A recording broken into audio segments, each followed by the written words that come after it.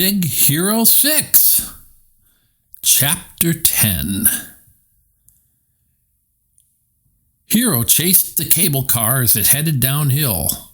"Hey, hold up! Stop!" he yelled. But by the time Hiro reached it, Baymax had hopped off. Hiro glanced in stores and down streets. He searched everywhere before finally looking up. A puffy, white figure strolled along the edge of the elevated train tracks. Hiro gasped as a train rushed past and almost knocked the robot off of the ledge. "Baymax!" he shouted. But he had lost him again. He continued to follow the sounds of traffic chaos, knowing it was probably Baymax who was causing the commotion. Hiro was almost out of breath. He stopped and took a look around. He'd been too focused on Baymax to notice, but now he realized he was in a run-down industrial part of town. Everything looked dark and abandoned. Then he saw Baymax. He was standing outside a grimy old warehouse. "Baymax!" Hiro shouted. "Are you crazy? What are you doing?"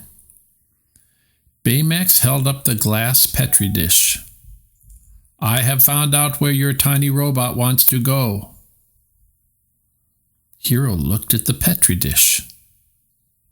The microbot was really banging against the dish in the direction of the warehouse. Hiro had thought the microbot was malfunctioning, but now he had to consider the possibility that maybe it wasn't. Even so, how could he get into the warehouse? He ran to a metal door and pulled on it, but just as he expected, it was locked. "There's a window," Baymax said, pointing to an upper story. Moments later, Hiro was standing on Baymax's giant head. "Please exercise caution," Baymax warned as Hiro partially deflated the robot's head from the weight of his feet. "A fall from this height could lead to bodily harm." Hiro climbed through the window and into the warehouse. In the dim light, all he could see were oil drums on a lower level. Oh no. At Baymax's declaration, Hiro looked back. He saw that the robot had gotten stuck trying to get through the window. Baymax suddenly made a rude noise.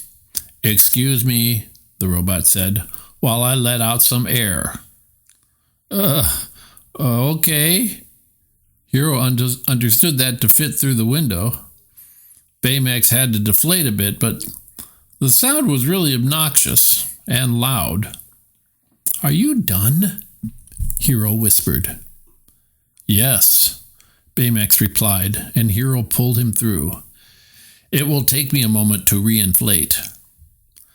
"Fine," Hiro said, rolling his eyes. "Just keep it down."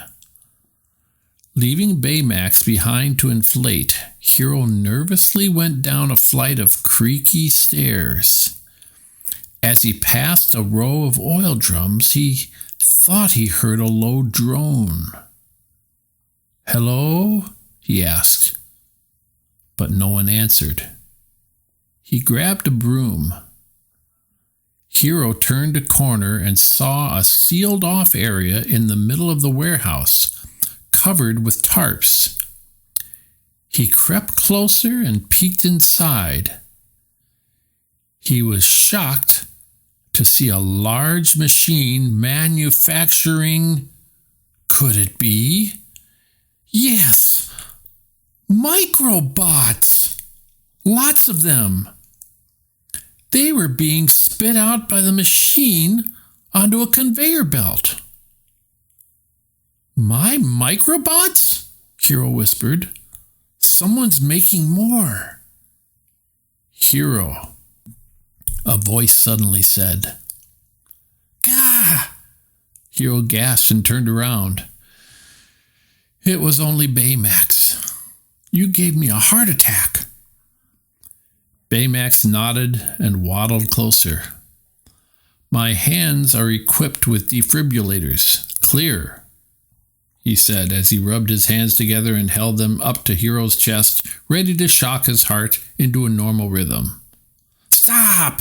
It's just an expression, Hiro said, and he walked over to one of the oil drums. He opened the lid and looked inside. It was filled with microbots. He looked up and down the aisle and realized that all the drums in the huge warehouse were filled with microbots. Suddenly, the microbot in Hiro's Petri dish started to shake, this time banging the Petri dish on all sides. Oh no, Baymax said again as a low, angry buzz arose from the oil drums all around them. The thousands of microbots rose out of the drums in a menacing swarm and headed toward Hiro and Baymax. Hiro gave Baymax a look of terror and yelled, "Run!"